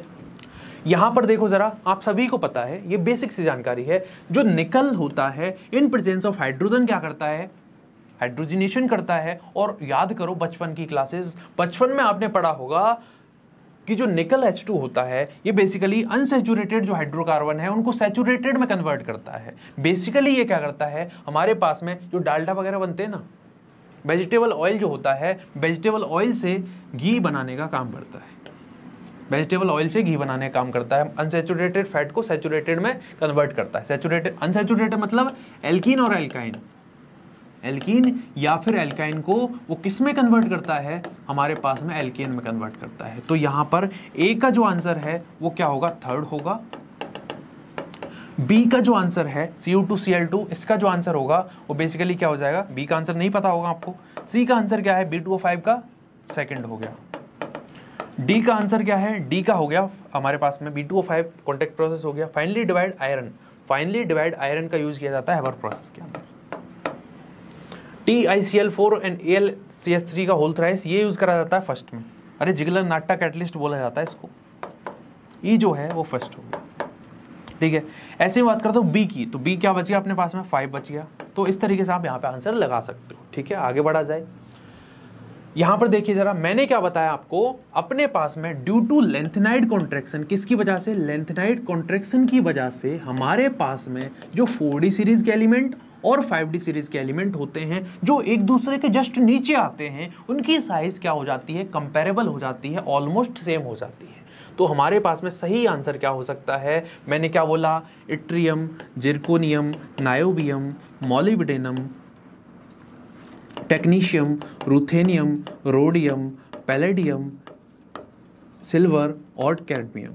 ऐसे ही मेरे पास में लेंथेनम, हैपनियम, टेंटिलम, टंगस्टन, इधर कौन आएगा, रीनियम आएगा, ऑस्मियम, इरिडियम, प्लेटिनम, गोल्ड और Hg। तो जो कम एक दूसरे के जस्ट नीचे आ रहे हैं, एक दूसरे के नीचे, जैसे मैं बात करता हूं नायोबियम और टेंटिलम की, इनकी साइज ऑलमोस्ट सेम हो जाएगी। जिरकोनियम और हैपनियम की बात करूं, इनकी साइज भी ऑलमोस्ट सेम हो जाती है। तो यहाँ पे सही आंसर क्या होगा, अगर यहाँ पे ZR होता तब तो सही था, लेकिन जिंक लिख दिया ना तो गलत हो गया। ठीक है, तो सही आंसर क्या हो गया, बी हो गया। अगली चीज देखो जरा कि in which of the following ions the colour is not due to D transition. देखो जरा, डी ट्रांजिशन होता क्या है, इलेक्ट्रॉन का जो कि बेसिकली फ्री इलेक्ट्रॉन है, अपना लोअर एनर्जी लेवल से हायर एनर्जी लेवल में वो गया। अब मैं ऐसा करूं कि जो इलेक्ट्रॉनिक कॉन्फ़िगरेशन है उसको D0 कर दूं, तो वहां पर ना फ्री इलेक्ट्रॉन बचेगा ना डी ट्रांजिशन होगा। तो कहने का मतलब यहां पर जो CrO4 माइनस है, इसकी ऑक्सीजन स्टेट निकालो जरा, X बराबर प्लस का 6, और प्लस का 6 मतलब मैं क्रोमियम की अगर बात करूं तो उसका इलेक्ट्रॉनिक कॉन्फ़िगरेशन क्या होता है, D5S1 होता है। अगर मैं यहां पर 6 के 6 इलेक्ट्रॉन निकाल दूं तो जो मेरा इलेक्ट्रॉनिक कॉन्फ़िगरेशन बनेगा वो क्या बनेगा, यहां पर कुछ इस तरीके से आपको इलेक्ट्रॉनिक कॉन्फ़िगरेशन देखने को मिलेगा। ये बेसिकली टेट्राहेड्रल कॉम्प्लेक्स है ना, टेट्राहेड्रल है, 4 यहाँ पे ऑक्सीजन, यहाँ पे कोऑर्डिनेशन नंबर कितनी है, 4 है। कोऑर्डिनेशन नंबर नहीं पता तो आने वाला लेक्चर जो होगा मेरा किसका, कोऑर्डिनेशन कंपाउंड का, वो देख लेना। तो यहाँ पर कोई फ्री इलेक्ट्रॉन है नहीं और कोई फ्री इलेक्ट्रॉन नहीं है, तो जाएगा कौन, इसका मतलब डी ट्रांजिशन यहां पर नहीं हो सकता। यहां पर क्या है, D1 electronic configuration, free electron है। इधर कौन है, D9 है। इधर कौन है, यहाँ पर COF6 3 CO3 plus CO3 plus का मतलब D6 इलेक्ट्रॉनिक कॉन्फ़िगरेशन। तो यहाँ पर फिर भी पॉसिबल है, लेकिन इन केस में पॉसिबल है ही नहीं ना। डी यहाँ पर बेसिकली क्या होगा, ligand to metal charge transfer होगा। इसमें जो ऑक्सीजन है वो इलेक्ट्रॉन देगी किसको, क्रोमियम को, उसके साथ में क्या बनाएगी, कोऑर्डिनेशन बॉन्ड बनाएगी। समझ में आया, उसको कहते हैं LMCT, ligand to metal charge transfer, उसकी वजह से कलर मिलता है। डी ट्रांजिशन की वजह से कलर इस केस में नहीं मिलेगा। समझ में आया। The number of unpaired electron in Ni2+, तो Ni2+ का इलेक्ट्रॉनिक कॉन्फ़िगरेशन बताइए जरा, क्या होता है, D8S2 होता है Ni का, इसका क्या बच जाएगा, D8 बच जाएगा। तो मैं इलेक्ट्रॉनिक कॉन्फ़िगरेशन भरना स्टार्ट करता हूं। यहाँ पर 1 2 3 4 5 1 2 3 4 5 6 7 8, कितने इलेक्ट्रॉन बचे, 2 बचे। सही आंसर क्या हुआ, B is the right answer, B is the right answer, यहां पर कर सकते हैं। अब देखो जरा, ये बहुत ही इंपॉर्टेंट है, the correct order of ionic radii. अपने पास में क्या है, अपने पास में है इटरबियम, मतलब सॉरी इट्रियम, जो कि है किस सीरीज का, 4D सीरीज का। जो इट्रियम 3+ है वो किस सीरीज का है, वो 4D सीरीज का एलिमेंट है। मैं बात करता हूं लेंथेनाइड की, ये किस सीरीज का एलिमेंट है, लेंथेनम की बात करता हूं, ये किस सीरीज का एलिमेंट है, 5D सीरीज का। लेकिन जब मैं बात करता हूं यूरोपियम 3+ की, और मैं बात करता हूं किसकी, और कौन है, लुटीशियम, तो आपको पता है यूरोपियम और लुटीशियम तो एक पीरियड के अंदर आते हैं, एक पीरियड के अंदर आते हैं। तो आपको पता है यूरोपियम और लुटीशियम के केस में क्या होगा, बहुत ही कमाल की चीज होने वाली है, that is basically a lanthanide contraction. क्या है वो, लेंथेनाइड कॉन्ट्रैक्शन है। और लेंथेनाइड कॉन्ट्रैक्शन में क्या होता है, साइज डिक्रीज होगी, तो सबसे कम साइज तो किसकी हो जाएगी, इसकी हो जाएगी। अरे सबसे कम साइज तो इसकी है ना। इस अगर इनकी बात करते हैं, लेंथेनम की बात करूं, यूरोपियम की बात करूं और लुटीशियम की बात करूं, इनमें सबसे कम किसकी है, लुटीशियम की है। लेकिन देखो जरा, ये है 4D सीरीज का, और ये आप बात कर रहे हो किसकी, ये 5D का है, और ये 6th पीरियड, मतलब ये तो है 5th पीरियड का एलिमेंट और ये है 6th पीरियड का एलिमेंट। और जिसके लिए इनकी वैल्यू ज्यादा होती है उसका क्या होता है, साइज ज्यादा होता है। तो लुटीशियम के केस में, और अगर मैं बात करता हूं इट्रियम के केस में, साइज सबसे कम 5th पीरियड वाले की होगी। इसका मतलब सही आंसर क्या है अपना, सबसे कम किसकी है, सबसे कम तो हो जाएगी इट्रियम की। इट्रियम के बाद में लुटीशियम, और लुटीशियम के बाद में यूरोपियम, और फिर लास्ट में लेंथेनम। क्या हो जाएगा अपना सही जो आंसर है वो क्या होगा, बी आएगा। यहाँ पे अगर इसको ए कर देता हूं, मैं क्या कर दूंगा, यहाँ पर ये जो लुटीशियम 2 बार रिपीट हो रहा है, इसका मतलब यहाँ पर ये ए है, ठीक है, लेंथेनम हो गया। तो सही आंसर क्या हुआ मेरा, B is the right answer. समझ में आया होगा, आई थिंक समझ में आया नहीं आया, बताइए जरा। चलिए यहां पर देखो जरा, मैं किस चीज की बात कर रहा हूं, मैं बात करता हूं आयनाइजेशन एंथैल्पी की। आयनाइजेशन एंथैल्पी होती क्या है, इलेक्ट्रॉन निकालने के लिए जो अमाउंट ऑफ एनर्जी देनी पड़ रही है। अब यहां पर भाई साहब ने गेम कर दिया, जो एग्जामिनर है उसने गेम किया है। वो उसने क्या बोला है, मेरे पास में कौन कौन है, मेरे पास में टाइटेनियम है, मेरे पास में वेनेडियम है, मेरे पास में क्रोमियम है और मेरे पास में मैग्नीज है। अगर मैं बात करता हूं आयनाइजेशन एंथैल्पी 1 की, तो एक इलेक्ट्रॉन निकालना था। लेकिन अगर मैं बात कर देता हूं यहां पर कि मेरे पास में इससे मैंने एक इलेक्ट्रॉन निकाला, ठीक है, एक इलेक्ट्रॉन निकाला, क्या बन गया, टाइटेनियम का स्कैंडियम, ठीक है, इसका क्या बन गया, टाइटेनियम बन गया, इसका क्या बन गया, वेनेडियम बन गया और इसका क्या बन गया, क्रोमियम बन गया। अब यहां पर आपको चर्चा करनी है आयनाइजेशन एंथैल्पी। एक इलेक्ट्रॉन निकाला, आयनाइजेशन एंथैल्पी 1। अब मैं यहां इनसे निकालना चाहता हूं दूसरा इलेक्ट्रॉन, तो उसको बोलूंगा आयनाइजेशन एंथैल्पी 2। अब जरा उसके लिए आपको इनका लिखना पड़ेगा इलेक्ट्रॉनिक कॉन्फ़िगरेशन। इसका क्या है, D1s2।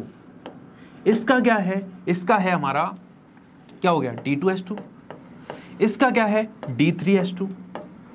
इसका क्या है, D5s1। तो आप सभी को पता है इसके केस में क्या है, हाफ फील्ड कॉन्फ़िगरेशन है, हाफ फील्ड कॉन्फ़िगरेशन है। इस केस में क्या है, हाफ फील्ड कॉन्फ़िगरेशन है। कहने का मतलब सबसे ज्यादा जो आयनाइजेशन एंथैल्पी होगी वो किसकी बन जाएगी, मैग्नीज की बन जाएगी, क्योंकि बेसिकली आपने एक इलेक्ट्रॉन निकाला, क्रोमियम जैसा इलेक्ट्रॉनिक कॉन्फ़िगरेशन अचीव कर लिया, जिसको मैंने ऐसे लिखा है। तो सबसे ज्यादा तो मैग्नीज का होगा। मैग्नीज कहां पर दे रखा है, यहां पर दे रखा है। बाकी का पीरियड वाला कंसेप्ट लग जाएगा। पीरियड में क्या होता है, लेफ्ट टू राइट जाते हो तो कहीं ना कहीं क्या होते हैं, आयनाइजेशन एंथैल्पी इंक्रीज होती है, ठीक है। बाकी आगे क्या होगा, फिर सेम होगी, फिर डिक्रीज होगी, वो चीज है 3D सीरीज का जो कंसेप्ट है। B is the right answer. अब बात करते हैं किस बारे में कि which of the following ions will exhibit colour in the aqueous solution. तो आपको पता है टाइटेनियम जो होता है वो क्या करता है, जैसे ही आप वाटर के अंदर उसको डालते हो वो एक कॉम्प्लेक्स बना लेता है। क्या करता है, एक कॉम्प्लेक्स बना लेता है और इसमें हो जाता है डी ट्रांजिशन। मतलब जो एक इलेक्ट्रॉन है वो अपने लोअर एनर्जी लेवल से कहां चला जाता है, हायर एनर्जी लेवल में। और जब हायर एनर्जी लेवल से एनर्जी रिलीज करता है उसको अपन कहते हैं क्या, डी ट्रांजिशन। और एनर्जी रिलीज करने की वजह से अपन को कुछ कलर ऑब्जर्व होता है यहाँ पर, ठीक है। उस चीज की वजह से यहाँ पे कलर दिखेगा अपन को। ये यहाँ पे D is the right answer. बताइए जरा, यहाँ तक चीजें क्लियर है। इस क्वेश्चन को करो जरा, अभी मैंने करवाया भी था ये। सही आंसर इस केस में क्या होगा, सही आंसर इस केस में क्या होगा, बताइए जरा। यहां पर सही आंसर क्या है,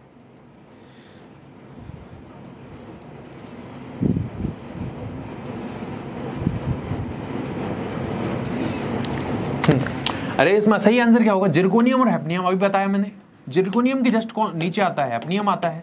अरे इट्रियम जिरकोनियम, लेंथेनम हैप्नियम, दोनों एक दूसरे के नीचे आ रहे हैं, +4 मतलब वही काम कर जाएगा लेंथेनाइट की वजह से। 4D और 5D सीरीज का जो साइज है, 4D और 5D सीरीज में जो एलिमेंट है एक दूसरे के जस्ट नीचे, उनकी साइज ऑलमोस्ट सेम हो जाती है। ए इज द राइट आंसर। चलिए आगे बढ़ते हैं कि मैग्नेटिक मोमेंट ऑफ 2.83। तो यहां पर अपने पास में सही इलेक्ट्रॉनिक कॉन्फ़िगरेशन क्या होगा। अरे अभी बताया मैंने कि अगर अपने पास में नहीं बताया तो अभी बता देता हूं कि इलेक्ट्रॉनिक कॉन्फ़िगरेशन कुछ n.nm टर्म में है, ठीक है। इलेक्ट्रॉनिक कॉन्फ़िगरेशन बोल रहा हूँ, मैग्नेटिक मोमेंट कुछ ऐसे दे रखा है। तो 0.nm की जो वैल्यू है या तो ग्रेटर हो या फिर इक्वल हो 0.732 से, और दूसरा क्या है 0.nm की जो वैल्यू है दैट इज लेस देन 0.732। तो वहां पर आपको क्या कहना है, वहां पर आपको ये कहना है कि जो n है वही नंबर ऑफ अनपेड इलेक्ट्रॉन है। यहां पर बोलोगे n-1 is the number of unpaired electron. Example के लिए 2.83 क्या 0.732 से ग्रेटर है, जो बाद की वैल्यू है, बिल्कुल है। यहां पर 2 will be number of unpaired electron. अगर मैं बोलता हूं 5, केवल 5, तो 5 में देखो जरा, 5 बोर मैग्नेट्रॉन 0.0, यहां पे क्या लिखा हुआ है 0.00, और 0.00 इज लेस देन 0.732। इसका मतलब यहां पर n-1 will be the number of unpaired electron, यानी 5 में से आप 1 घटाओगे, 4 जो होगा वो अनपेड इलेक्ट्रॉन की वैल्यू होगी। यहां पर सही आंसर क्या हो जाएगा, अरे आपको पता होना चाहिए D8। और D8 के केस में अभी कराया भी था मैंने, 1 2 3 4 5 6 7 8, 2 अनपेड इलेक्ट्रॉन। सही आंसर बी हो गया मेरा। बताइए यहां तक चीजें क्लियर है क्या। अब इसको करो जरा, बहुत ही आसान क्वेश्चन है। मैग्नीज जो है, मैक्सिमम +7 ऑक्सीजन स्टेट शो कर सकता है। यानी +1 के अकॉर्डिंग जहां जहां 1 नहीं है उसको काट दो, कट गया। फिर देखो जरा, जिंक फॉर्म कलर्ड आयंस, भाई साहब पॉसिबिलिटी ही नहीं है।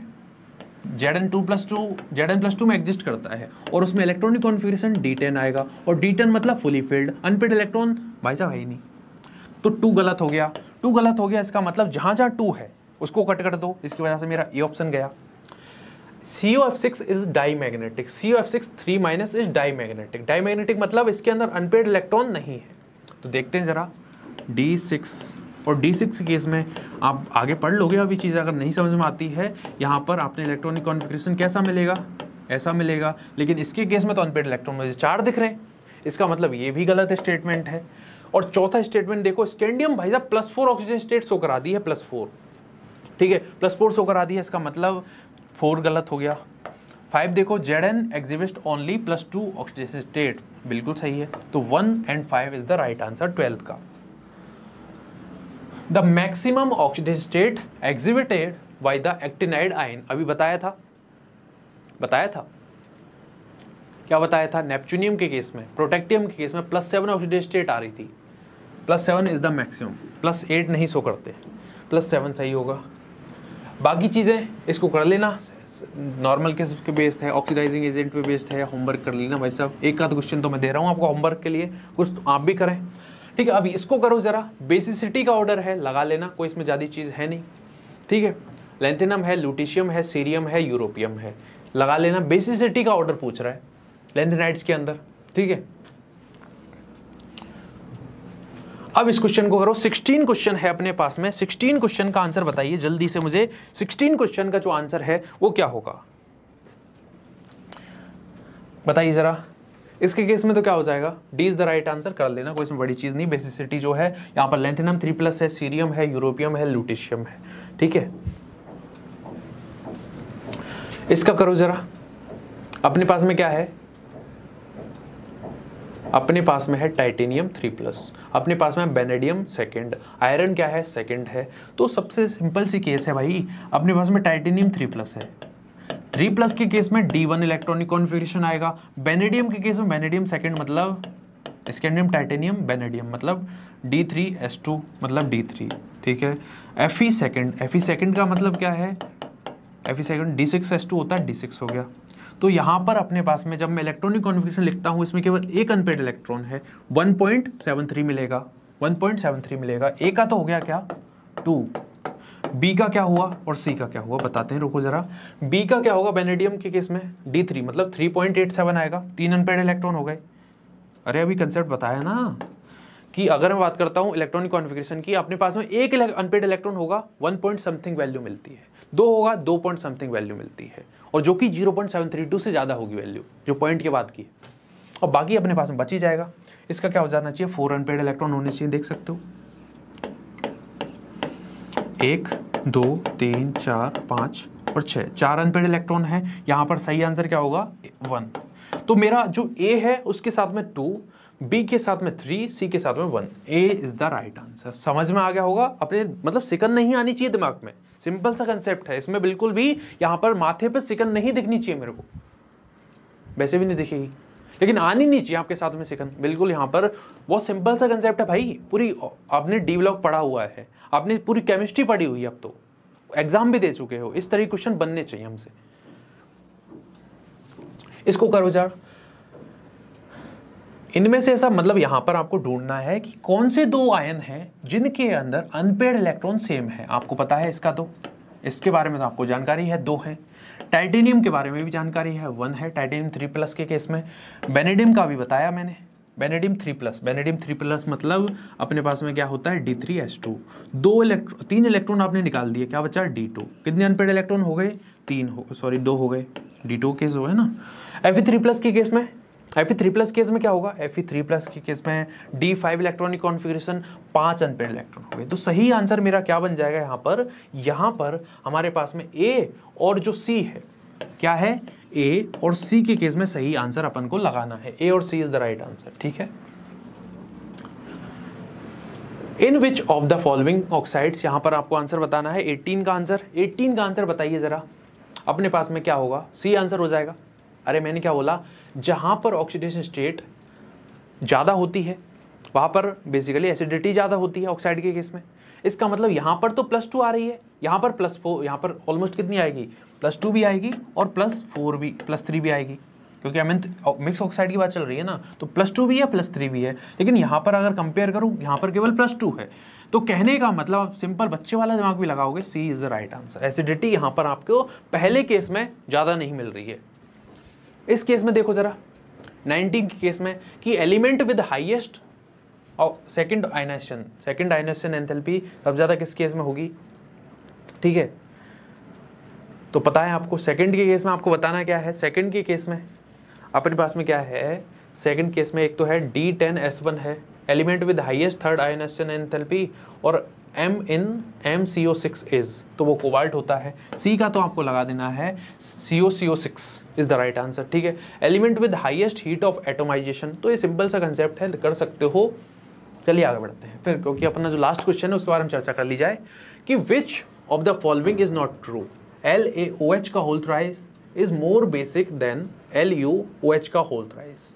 All F block element are radioactive in nature, नहीं ऐसा नहीं है, गलत बात, ठीक है। The principal oxidation state of lanthanides is +3। The size of trivalent lanthanide ion decrease in 4F block series. जो ट्राइवेलेंट आयंस होते हैं इसके अंदर, लैंथेनाइड्स के अंदर, उनका जो साइज है वो, लैंथेनाइड कॉन्ट्रैक्शन की बात चल रही है, डिक्रीज होता है।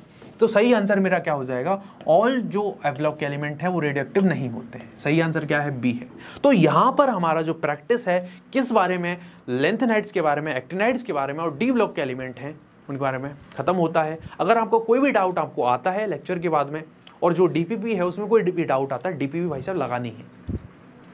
जब तक DPP नहीं लगाओगे कंसेप्ट क्लैरिटी नहीं आएगी। मिलेगी कहाँ पर DPP, एक तो हमारे ऐप पर मिलेगी, साथ ही साथ में हमारा जो टेलीग्राम चैनल है, टेलीग्राम चैनल का नाम पता होना चाहिए आपको, क्या है टेलीग्राम ग्रुप का जो नाम है वो क्या है, CUET easily science, CUET easily science, ये हमारा टेलीग्राम चैनल का नाम है, ठीक है। तो इसी के साथ में हमारा जो लेक्चर है वो मैं ख़त्म करना चाहूँगा। आपको कोई भी डाउट आता है तो आप अभी कमेंट कर सकते हैं, साथ ही साथ में हमारा जो टेलीग्राम ग्रुप है वहाँ पर भी आप पूछ सकते हैं। जैसा कि मैं हर लेक्चर के लास्ट में कहता हूँ, always remember to learn with a smile, and this is Gaurav Baswal signing of.